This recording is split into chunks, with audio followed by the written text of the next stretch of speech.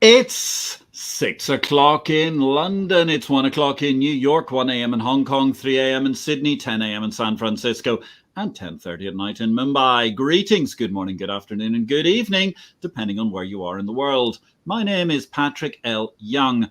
The IPO-VID Livestream, Series 21, Episode 2, to put that in a big number, that's Episode 122, starts here. Oh, and first, it's a bit of personal news. All the very, very best to VLRM. Alas, I've had to resign from Valerium PLC today, as its deal to buy the Gibraltar Stock Exchange has fallen through. No need for an exchange expert, therefore, without a marketplace strategy, so it seemed like the best idea was to unencumber the balance sheet from my services for the time being. Good luck to everybody within VLRM, and all the very, very best to the wonderful army of shareholders that have supported Valerium through thick and thin. I really wish that you all get a wonderful result at the end of the process. Meanwhile, over at the Chicago Mercantile Exchange, many are excited that CME Group has the most cash on hand for acquisitions. However, the realpolitik is that Chairman CEO Terry Duffy has noted it doesn't mean we're going to do anything. Plus ça change, despite the other monopoly milkers all hitting huge problems in recent times, as interest rates have risen and the CME USD yield curve has hit a sweet spot, the management looks likely to just hold the cash and buy back stock. Speaking of monopoly milkers who have hit trouble, the ASX, Australian Stock Exchange Group, board narrowly avoided a second strike as investors were just sufficiently lukewarm on the board's performance, while the chairman was still re-elected despite widespread criticism. Proof indeed that while Chairman Roche survives, when it comes to investors, turkeys do indeed vote for Thanksgiving and Christmas respectively. Finally, a bit of cheering news. Well, back to the future, I suppose, at least back to the options. Miami exchanges, they are soon going to be opening a new trading floor, the first exchange floor in the city of Miami, as MIAX moves to open their Sapphire Options Exchange in 2024. Over at the London Metals Exchange, meanwhile, the most interesting news from London's Metals Week was a closer embrace of the mainland Shanghai Futures Exchange with expanded LME cooperation. And on that commodities note, we move from the hard to, well, possibly more of a soft focus. Nonetheless, our guest today is Ann Berg, and we're looking at unraveling global commodities. Ann Berg is a leading expert in commodities, commodity futures, and food security issues. She's a former grain exporter, futures trader, Chicago Board of Trade member, and director.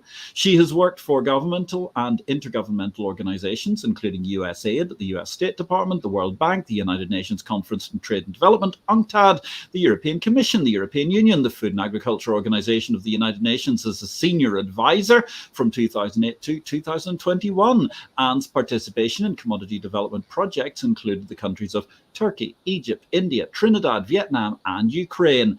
In addition, Ann has provided consulting for private commodity-based organizations, including the Turkish Derivatives Exchange Turkdex, the Pan-African Commodity Exchange PACDEX, and multinational corporations, serving as an expert witness for one. In 2012, Ann chaired the Commodity Price Formation Working Group for the Centre of European Policy Studies, a policy think tank in Brussels. Ann, welcome to the show. It's absolutely great to see you today. Where in the world are you? I'm in Chicago. I'm about 2 miles north of the old Chicago Board of Trade building and about 100 yards from Lake Michigan. So that's where you could find me. What a spectacular place indeed. And what's the weather like today? I suppose it's getting a little bit parky. No, it's perfect. It's good. 70 degrees today. Oh, excellent. 70 degrees. My goodness. I think it's more like 7 degrees on the other scale where I am today, which is in the middle of Poland. So lucky you. 22 Celsius. Excellent. That's absolutely marvelous. What a beautiful day altogether. Right. Perfect late summer day. And let me say hello to John T. John T, how good to see you. Thank you very much for joining us. Good evening, Patrick, Ann et al. Great to see you, John T. If you've got a question, feel free to ask one later on. And indeed, ladies and gentlemen, if you've got a question, ping one into the appropriate box, whether you're watching us on Facebook, LinkedIn, or YouTube today. And indeed, don't forget, show us a little bit of love, please. All those hearts all really help us to get up the AI algorithms and therefore get this seen by more people so that IPO-VID can be, well, more sustainable. So, Ann, tell me, how did you get into the commodity business? Oh dear. I'll try to make it a short story. Well, first of all, both my parents were instrumental. They were both World War II soldiers. My father was in the U.S. Air Force, and he was stationed overseas in the UK. And my mother was a high-grade cipher operator or cryptographer who married my father near the end of the war. And when you have two parents like that who have, I think, been in wartime, you are brought up with a little bit of rigor and discipline. So they were very sure that they wanted their children to have high educations and so on. So that was certainly a good start in life for me.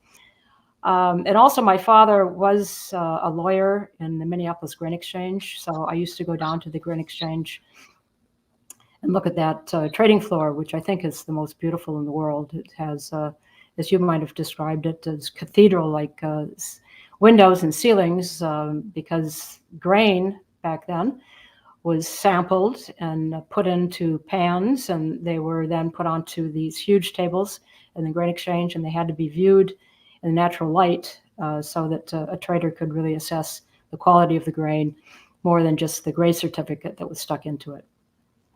So That's fascinating. Yeah, go ahead. Well, I was just going to say, so that really attracted me. And when I graduated, in any case, from college, the Vietnam War had ended, and there was a lot of men coming back from the war, and I had a hard time finding anything to do. So I ended up as a bookkeeper with Bunge, despite the fact that I'd had 3 courses of vector calculus, in my college years. But that was at least a start into the business. And then I honed in on Louis Dreyfus, thinking that this was a place that I wanted to work at. All of the characters were either one was from France, another was a full-blooded Onondaga Indian who had his hair down to his belt buckle. There were a few other strange characters, and I thought I would fit in.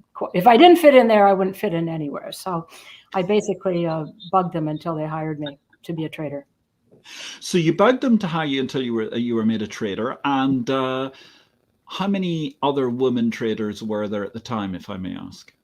Well, there were 0. I mean, it was just absolutely nothing as far as I know. I mean, I became an exporter within a couple of years. And about 7 years later, I realized I never met another female in this field.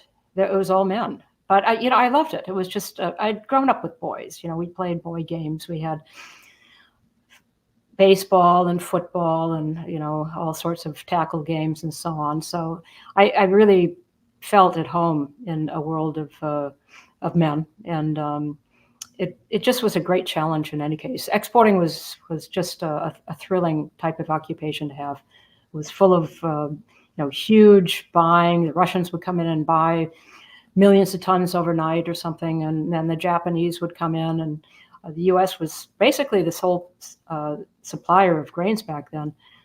This is before you had this huge growth in South America and elsewhere. The Russians, which are now the world's biggest wheat exporter by volume, were the world's biggest wheat importer back then.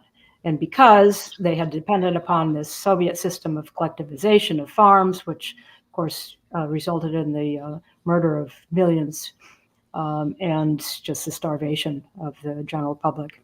So, yes, it's quite incredible when you think about how under the communists agriculture was a bit of a shambles, despite all those 5-year plans and organizing the agrarian workforces and sorting out the kulaks and this, that, and the other.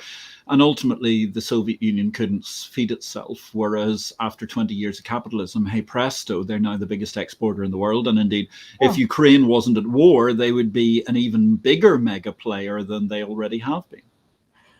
Well, you've got Ukraine and that whole area, the Black Sea region, as I say, it went from being a net deficit to this huge exporter of grain. Ukraine in particular, you're looking at 25, 30 million tons of exports that are trying to get through today. But then you've got the European Union, who decided, first of all, to suspend the tariffs on Ukrainian grain, so that they could come overland by rail into Poland, or they could move westward.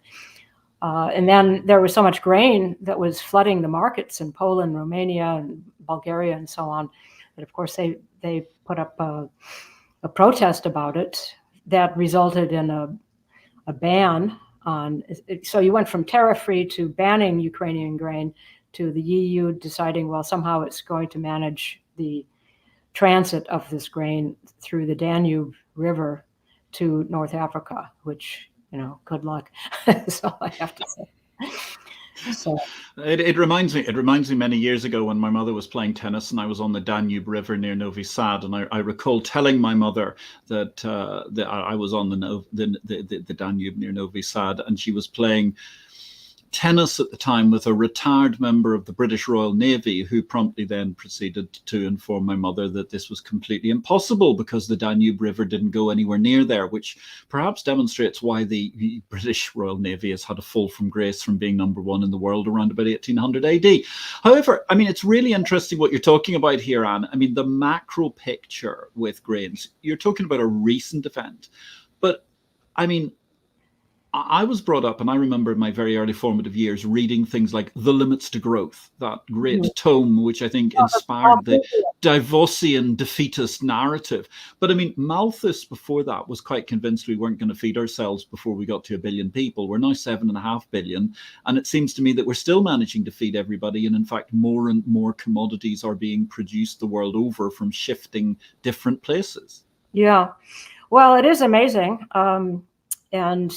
But the UN, when I worked at the UN, this is during the food crisis, of course, and I worked up until 2021 there, the Food and Agricultural Organization in Rome. But they would always say, are we going to run out of grain, or what? How can we talk about protecting the food security situation until 2050? And I said, well, you're asking the wrong question. I said, we can feed the world, but it's a question of what's the price of food. So, and that's what always has been the method of either bringing out more supplies or curtailing them is the price. Yeah. This is what prompted. You had I'll go back to 1973 with Nixon and the Bretton Woods collapse. Well, he took the U.S. off of the Bretton Woods agreement, so that the currency system, where all of the other countries were pegged to the United States in some way, and the U.S. was fixed to the gold, to $35 an ounce. Once that collapsed, well, prices went crazy. Then there were price controls, and we'll get to it, the soybean embargo. So because of the soybean embargo, the Japanese that just decided to start buying soybeans said, well, we're going to start investing in Brazil. And that started, if you think about what happened in Brazil, and you can see Brazil down there in the lower left-hand corner, and a very large blue arrow emanating there. That represents today's soybean trade into China, which certainly didn't exist back in 1973. In fact, I would say it didn't exist until China joined the WTO in 2001. So China went from 0 metric tons imports to it now imports 100 million metric tons per year out of a total trade of 150 or so. So 2/3 of all of the soybeans grown And Brazil is mostly responsible for that export growth. So the growth came out of Brazil, and that's basically started. It would have happened in any case, but it was certainly the trigger of the soybean embargo that Nixon put on back in 1973. And it's very interesting. I mean, looking at the macro picture over time, also how Central Eastern Europe and indeed all the way into China has changed. I mean, one of the things that, well, here I am sitting in Torun in Poland. We're in the middle of Kujawsko-Pomorskie, which is famous for producing goose. But actually what happened was during the communist era, all the geese were exported to West Germany. And effectively in return, what the people got was they got back goose fat, which was, the remnants of cooked goose fat that was left over, which was sort of a local delicacy under communism. And now they've gradually been rebuilding this goose industry so that people eat geese seasonally in this country every year. And it's incredible when you think about things like that. But it's also interesting, you look at China. I mean, the whole change in Eastern Europe strikes me as incredible. You talk about the price of food. I'm just mind blown coming back here to Poland after being in the Caribbean for a couple of months, because the food here is just so plentiful and so absurdly cheap compared to what it is in either USA or indeed in USA big cities. I'm talking about places like Miami, and particularly the Caribbean. Yeah. Well, when I first got into the business, Europe was importing 20 million tons of grain from the United States. It was still shattered from World War II, and people forget these things. So, to what you're saying is absolutely true. Is that you went from a poverty situation in Europe to the formation of the Common Agricultural Policy, which was intended to not just help feed the European Union, but also to act as a kind of a wall against the Soviet incursion. That was the whole purpose, really, of the the CAP, as they call it, Common Yes. And it gave money, of course, to plant more and more wheat, and we heard about the mountains of grain and the the lakes, the wine lake, right? Yeah. The lakes of wine and so on, until finally they decided that they were growing too much. That was back in the 1980s, I think it was. So there have been so many policy changes that I've witnessed, and of course, there's been a control of foodstuffs back to the first millennium BC, whether it was in China and in India. Grains were used as either payment of taxes, they're used for salaries. And of course, Rome had its own bread and circuses, where it imported all of its grain from Egypt, which today is the largest importer of wheat in the entire world. So, which is pretty astonishing to me to think about. But isn't that that is an incredibly cyclical, weird thing, that you've got these countries that can be natural bread baskets and they can completely lose the knack, for whatever reason, of producing what is their core produce, whether it's Egypt, Ukraine, Russia during the communist era, etc. Right, Kazakhstan and so on. As I say, they were deficit areas, so that they've changed. But it all goes back. One thing I think is important to think about in the food markets. I should talk a little bit more about other commodities. And other commodities, like if you take the oil market, for example, you have nation states that are largely controlling the production and export of oil. Where Russia is a primary example of that. In other commodities like copper, you've got these mega nationals that are mining it and producing it. And shipping it and so on. This isn't true with grains. It's produced by farmers, millions of them, millions of farmers. So the governments have found, since they can't own all of the land, they tried that through collectivization. It was a complete disaster. That then they put in policies to either subsidize it or control it. The ethanol subsidy that was put in by President George Bush, and I think it was 2006, was meant really to be a price support, because the price of grain was just so low. So he thought, well, okay, we'll support it by just taking 1/3 the corn crop that's produced in the United States, and we'll divert it to cars rather. So, and of course, 2 years later, you had a food crisis. So I guess I've looked at all of these government, I call them boondoggles, really, that they try to fix something, and basically it's like the EU with Ukrainian grain right now, and the US with the ethanol project, and China had the same problem. They were paying twice as much as the market clearing price for corn and wheat and soybeans, and it was being shipped to them just in such massive quantities that they had to finally just put a halt to it and say, okay, we're not going to pay you anymore, Chinese farmers. We're not going to pay you anymore this price for grain. We're going to cut the price in half. And that's what they did. So I don't know how you work under that system, but China is certainly feeding itself after following, of course, the Great Leap Forward, where under Mao, who ordered all of the farmers to make pig iron with their furnaces so that all of the farm implements were melted down, and 25 million people starved. Yeah. There's another great policy error, if you unforced error. Well, they had 20 million people starved, and yet they managed to send lots of people for re-education, which meant they all worked in the fields, but actually productivity didn't go anywhere at the same point, which is the other pointer. And I think the third factor to that, which I always found fascinating, was that the way that the bureaucratic mindset works is that whoever you were and whatever you did previously, when you were sent for re-education, you get paid the same salary as you'd been paid previously, which was why one of the leading Chinese communist bankers was sent there, and somebody said, did you not despair? I mean, you were standing literally in a three-piece suit suddenly doing this labor. And he said, well, it was quite obvious it wasn't going to last, because they were paying me about 25 times what they were paying some of the other people to pull weeds out of the ground or whatever. So quite fascinating how these things just don't work.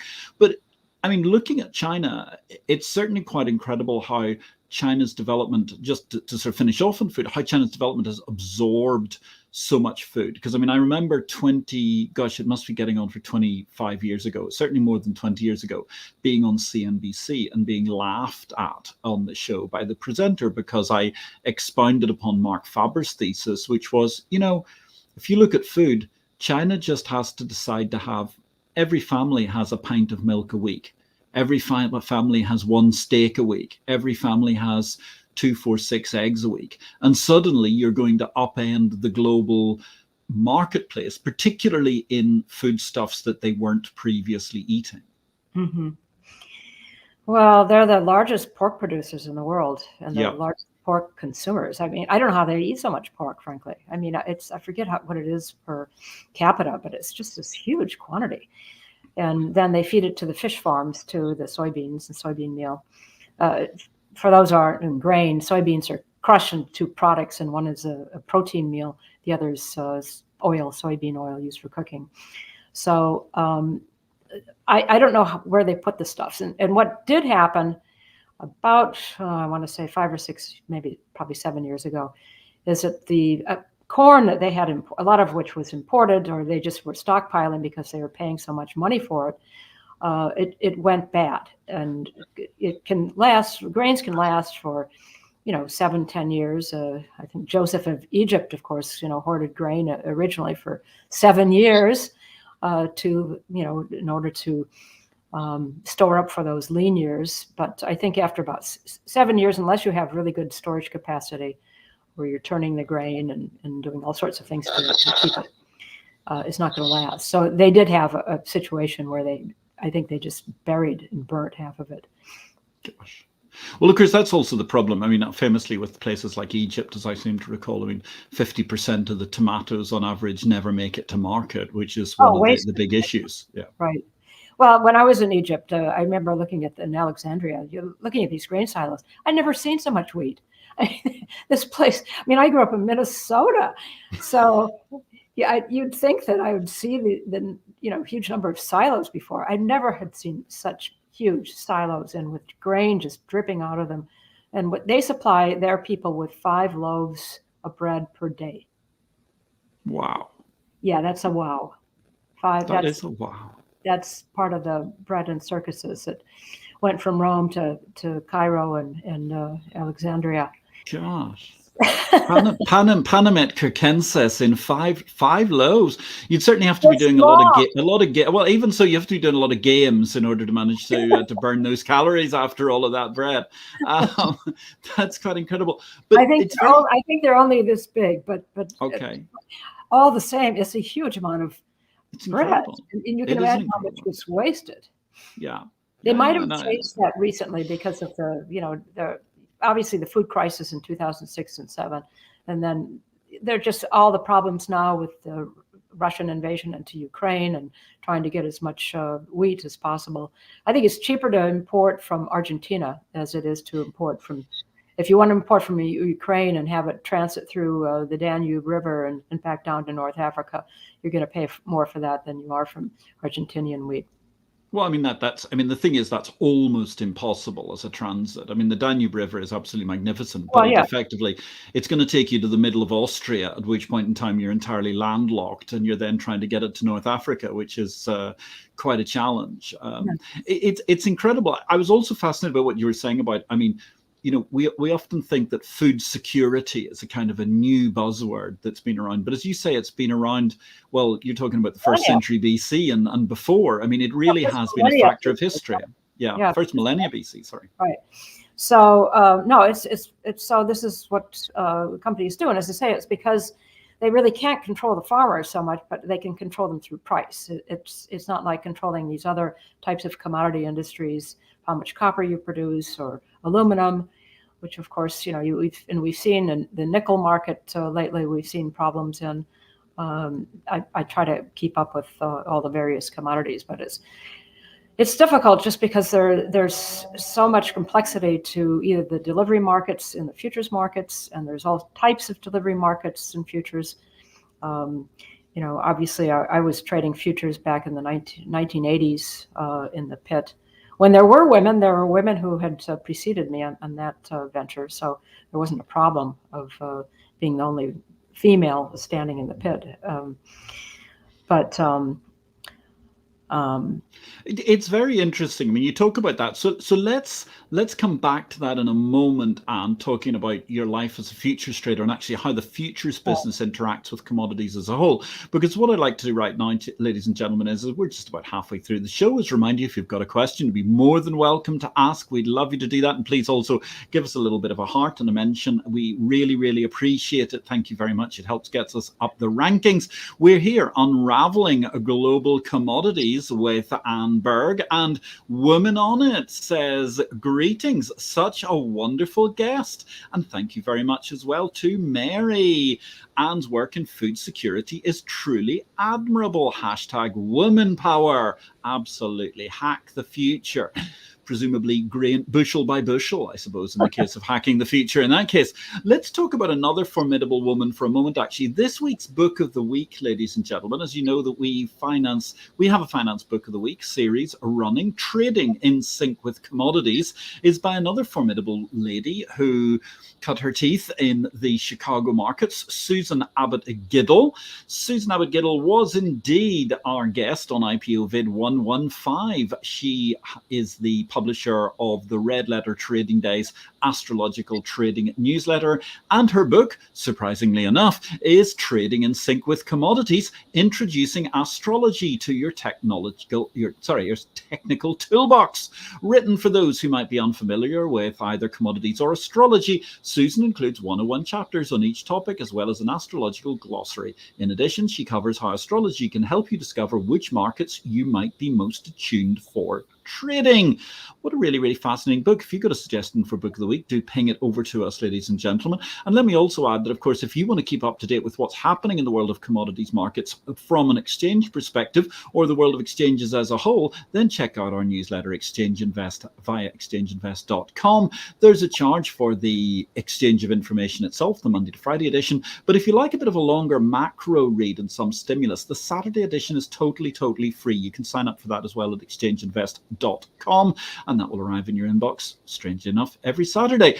The alternative is, if you're interested only in the wonderful world of cryptocurrency, Bitcoin, and the brave new world of digital assets, we also have BitCarnage, which is on Substack, to which you can subscribe as well via that means.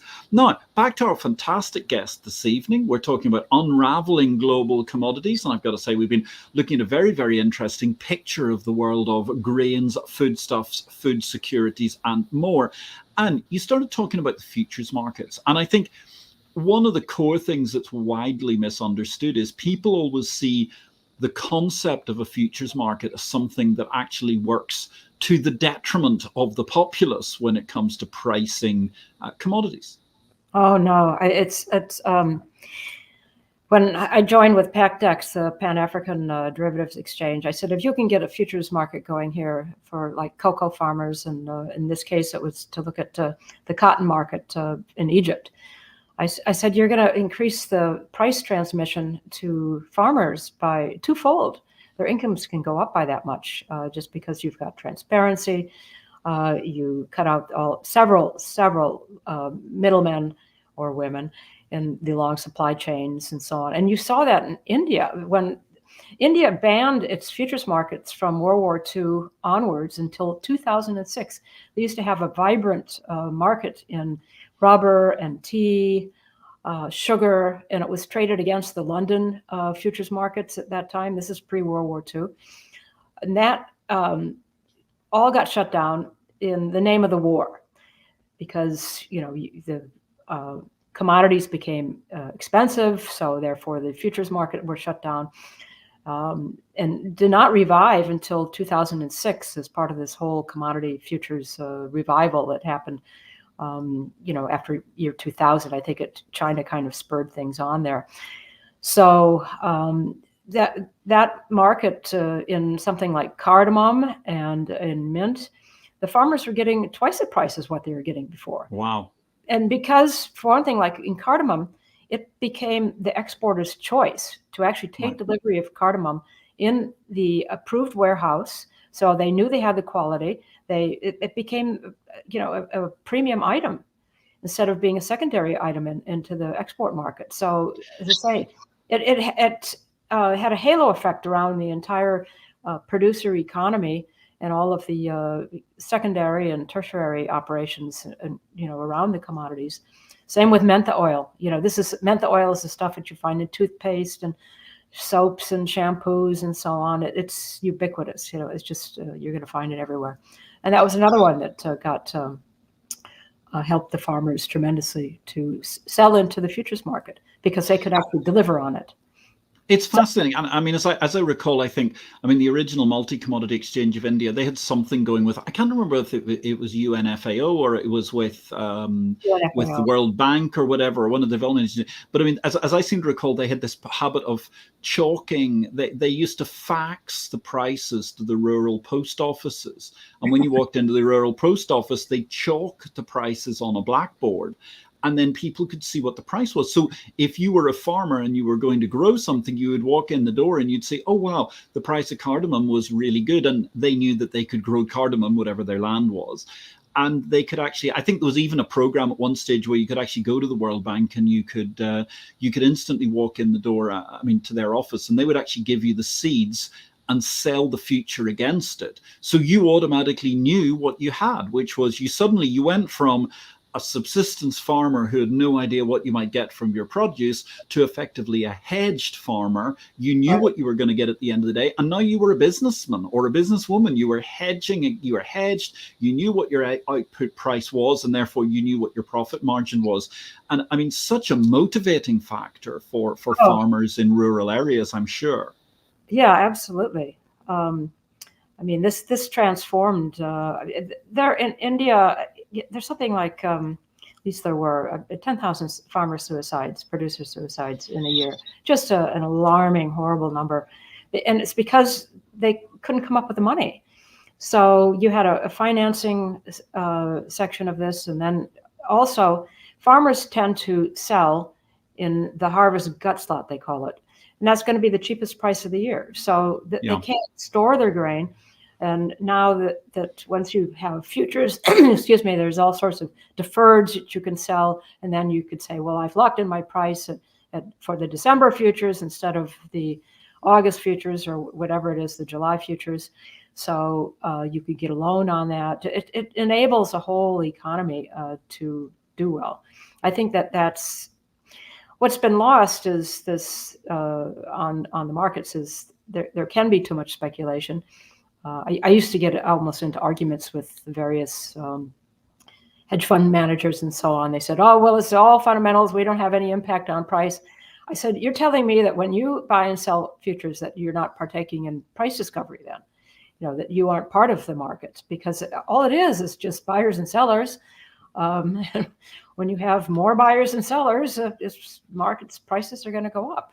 So yes, they come back to, obviously they are going to revert to the mean, or they're going to revert to, a normalized price. But speculation remains a problem. And this is why I really loved what your previous guest, Andrea Corcoran, said about some of these invented markets, she called them, which have to do with digital assets, because there's so little, as I see, that are fundamentals behind them that I can't tell what's driving the price. I really can't. Yeah. Other than just buyers rushing in and herd mentality of some sort. Well, we go back to where we were about 2 years ago, where lots of people were telling me, no, you just don't understand. Bitcoin is digital gold. And I was saying, well, okay, so if I have a piece of gold, I can go and make, a piece of jewelry. It is useful in certain engineering applications. It has a huge market for it in beauty, et cetera, et cetera. Can you take me a Bitcoin, which is a pixel, and turn that into a necklace? And of course, the answer is you can't, because it's absolutely nothing. So yes, I love that concept of invented markets, which Andrea christened, that you mentioned. It was really, really cool altogether. And obviously, ladies and gentlemen, we've had a few great commodities guests recently. We had Rod Gravel at Blondin last week, who was talking about being on the road with his commodity markets in South Africa, which was an absolutely fascinating show. Fascinating show. And you worked with Rod, yeah. On a couple of projects, one in Trinidad, where we were looking at the prospect of using their LNG market and turning that into a futures market. But unfortunately, they only had one terminal that was pricing the LNG. So you can't have a monopoly supplier being the sole source of pricing for a futures market, unfortunately. Yeah.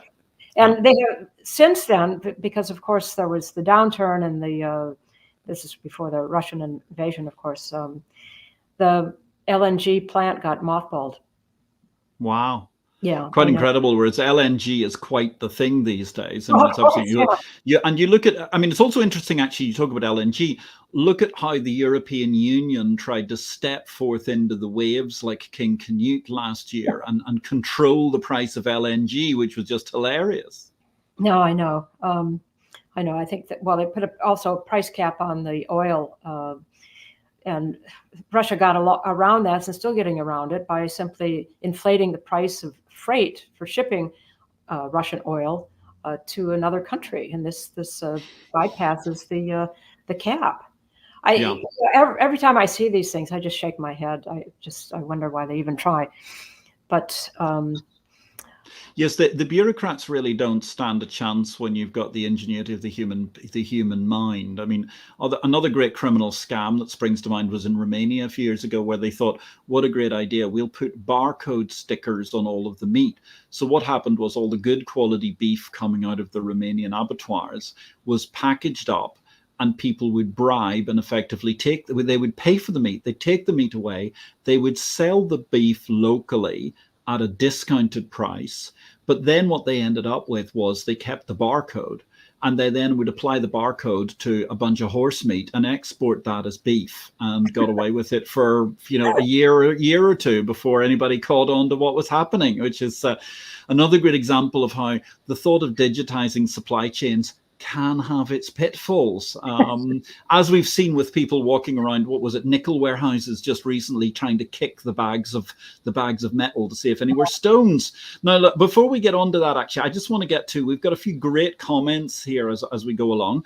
You have an invitation, Anne, in fact, Woman on It. Anne was a special guest during our Woman on It March gathering. I do believe that was at the Casino Maltese in Valletta at one point in time. Her stories were so captivating. Anne, hope to host you on our Positivity Hack Delivered. I look forward to that. I think you will be a great guest on Positivity Hack Delivered, Anne, altogether. Now, we then move on to a fascinating question. And John T. has been asking a question. Thank you very much, John. It's great to hear from you again. With everybody talking about AI, does or will artificial intelligence have an impact on the commodities market and the movement of commodities around the world?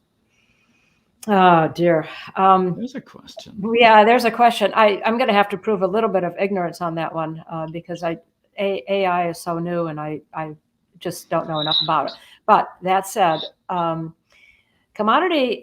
way commodities are priced is, think of the world as a giant price matrix. So the highest prices in the world, of course, are the deficit areas such as China, because China doesn't have enough arable land to feed itself, so it has to import, period. And the lowest prices are, for example, such as North Dakota, which is buried in the Midwest of the United States and has a very high freight rate to get its soybeans or dark northern spring wheat to market. So if you think of the world as commodities as a matrix like that, a price matrix of moving from deficit to high priced areas, I can do that pretty much in my head when I was. In fact, I had some mathematical skills when I was younger. I don't know if I still do anymore, but that was one of the reasons why I was able to stay on as a grain exporter, because I could do the calculations very fast when we had export tenders and we had to get a quote out to Egypt or Mexico or someplace that wanted to buy grain from Louis Dreyfus, or wanted to buy it from, when I worked for Philip Brothers as well.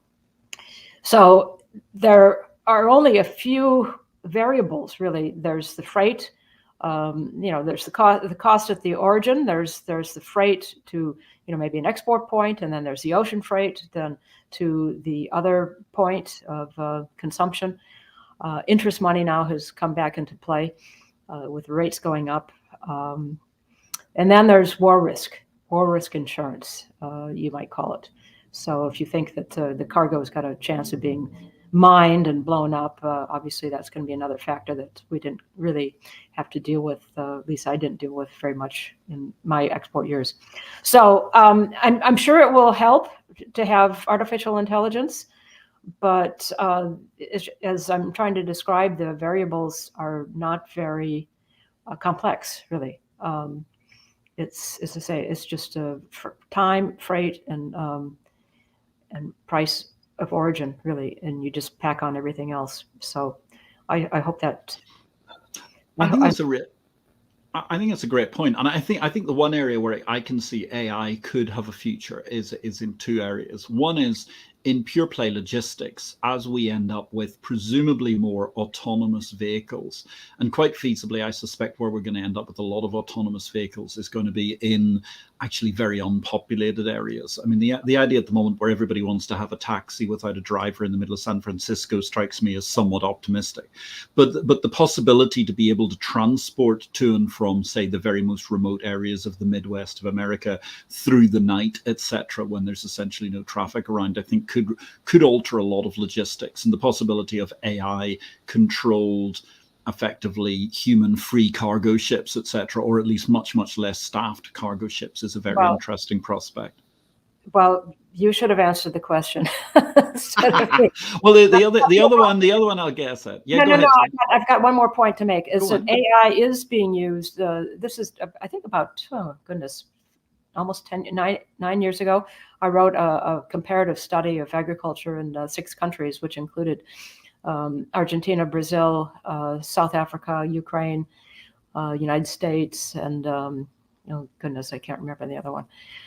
any case, Argentina was on the very forefront of using GPS to plant its crop and determine, exactly how much fertilizer should be put in, and determine all sorts of things that you couldn't have done without artificial intelligence and GPS technology. So I think in the planting, it's being used. It probably has a lot more usefulness than in the actual moving of crops around, really. Yes.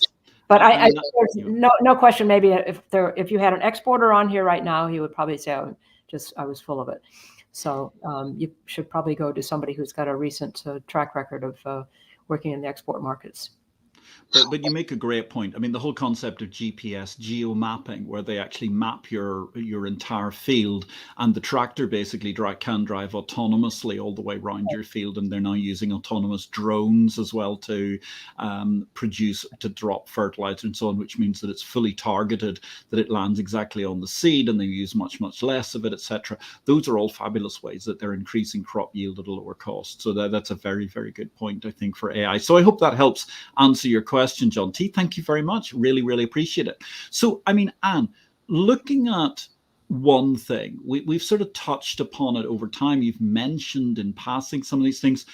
The one thing I can't help but notice is that for all of this AI, technology, digitization, everything that becomes more and more sophisticated, boy, the commodity markets are still incredible for their ability to have scams. Yeah. Well, it's really something. I think I mentioned to you that when I first got into the business, this was at a major grain firm, I was told about, I wasn't really taught it, but I was told about what was called the bucket trick. And this involved having like a 50-gallon drum of beautiful #1 bright malting Larker barley. The drum was filled with it. It sparkled in the light. And as the rail cars were probed out in North Dakota that were to come into Minneapolis for inspection and order, the samples were sent, and they were brought in by just a bag, and they were supposed to be put into pans. Well, under the bucket trick, you threw those samples out, and then you dipped your pan into this 50-gallon drum of bright malting Larker barley, and you wrote up a new grade for this particular car. It was a complete scam. And then that was put onto the floor of the Minneapolis Grain Exchange, where a trader would come by and look at it and go, oh my goodness, this looks beautiful, and buy it. And the price was at least 50% above what the price was being paid for to the farmer, who shipped in this moldy, broken kernels, ergoty or whatever. I mean, it just number 4 or 5. It wasn't even capable of malting. So, I mean, this is the sort of stuff, bait and switch, that goes on all the time. I didn't expect to see it in the. And by the way, he went to jail. The fellow who taught me. I never succumbed to any of this sort of what I call tomfoolery or whatever, because I never wanted to go to jail. And I saw it also at the Board of Trade, some sorts of baiting and switching, and it didn't interest me to spend the rest of my life behind bars for something so ridiculous. I'm with you. I mean, I have to say, of all the colors I can possibly wear, orange, and particularly in a jumpsuit, is not the most flattering. So I have no intention of putting one on. Horizontal stripes myself. No. There you go. Definitely, they just don't work. They just don't work at all.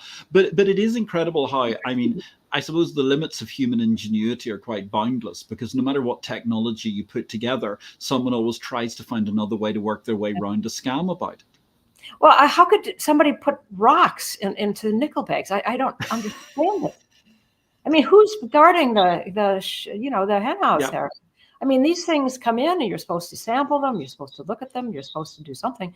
Obviously, there's some either collusion on the part of some of the people that are working there, or else just a complete incompetence. Yeah. So there's the coffee bags that were stolen.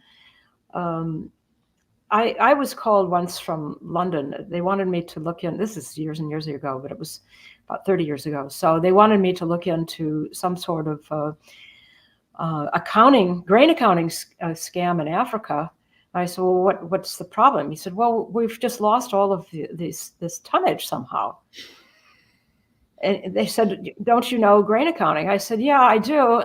And I'm not interested in this particular project, because you can imagine whoever the thief was would have a target on me as soon as I went down to investigate. Yeah. Yeah. Yes, there's so many ways. Tino DeAngelis floated oil above water in his tanks. That's genius. Yeah, that was genius. The salad oil scandal, wasn't it? Salad oil scandal, right? They're still around. So, and I don't expect that sort of thing. Well, you've got Russia right now scamming the European Union with its fake invoices. Yeah. Putting inflated freight rates and so on to prove that it's complying with the cap. So, and there's, I think, quite a bit of, well, I don't know what to call it, but when you have a war and when you have all of this dislocation of commodity such as you have, and you've got sanctions, and there's ways of getting around it, and what these firms, some of the major oil firms, not the producers, but the trading firms, have made just record amounts of money, huge record amounts of money. And it's because they just pad their prices with margins, huge margins. Yeah. Yeah. And of course, you talked about GPS earlier. I mean, one of the great scams I can remember from early in my trading career was the ability of tanker companies to suddenly not know where their tankers were. And at the point in time when a particular market in, say, oil was at a low or a high, they could manage to turn up appropriately with a tanker just in the nick of time, and nobody realized it was out there. And of course, nowadays you can track everything on GPS, which is why you've got some of these tankers suddenly going dark when they're in the middle of nowhere. And you see that in the arbitrage markets off on the banks off of Malta, where there's quite a brisk trade to be done, because that's where the Libyan oil washes up. I mean, quite literally in big tankers, and they offload it and then they take it to Sicily or whatever. So it does lend itself. It reminds me of a beautiful story, actually, which was a friend who was introduced me in Serbia to a chap who was truly larger than life, and I want to write a book about him someday, because it was just so hilarious, all of his great scams. And the excuse given was that he was arrested in the Danube. He was arrested on the beach on the Danube during the time that Serbia was under oil sanctions during the post-Yugoslav wars. And my friend drolly commented that, yes, they found him with 100 containers, 100 drums of oil he'd offloaded onto a beach somewhere in Serbia. And I said, oh no, was it criminal? And he said it was a little lexicographical problem. And I said, lexicographical problem? And he said, yes, he thought FOB stood for free on the beach. So there you go. There's a very nerdy commodity joke for you, folks. Sorry. Good grief. That's even worse than a dad joke, that you managed to get these things in. Now, look, Anne, we've had this spectacular unraveling of global commodities. I think we could do it all again next week and have another hour of unraveling even more commodities. But what I'd like to talk to you about is just the future. I mean, where do you, Ann Berg, think the capital market revolution goes next? Well, I'm not going to talk about capital markets. Are way beyond me. I'm talking about the financial markets, the stock markets, the equity, the bonds, and so on. So if I can just limit my remarks to the commodities markets, which I think I know something about, is that I think we saw our peak performance and growth since China joined the WTO in 2000. Then that's when you had for the last 20 years, you've had this growth in commodity futures markets everywhere, because I think finally governments realize that this is a way that they can actually help either in the allocation of commodities or in price realization by producers and so on. But when you have, and what we've seen increasingly is currency devaluations. I mean, crazy currency devaluations. I don't know where the Argentine peso today is, but I read last week it was somewhere around 970 to the dollar.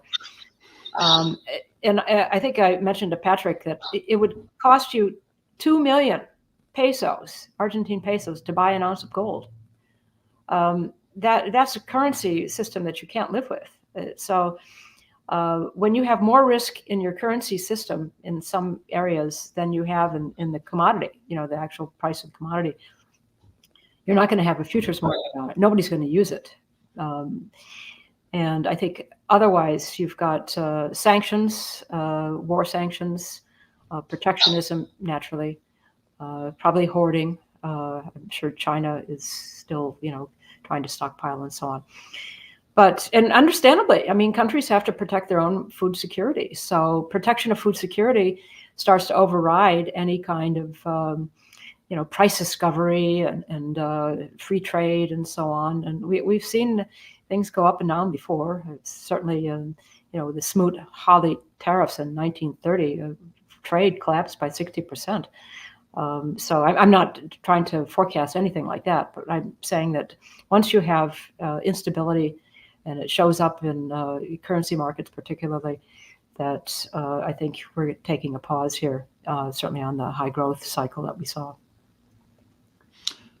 Anne, you have unraveled the global commodity markets with an absolute masterclass. Thank you very much. I think it's incredible to think of. You're still going to see trading. You're still going to see trading, and but you may not be using the markets for a hedge.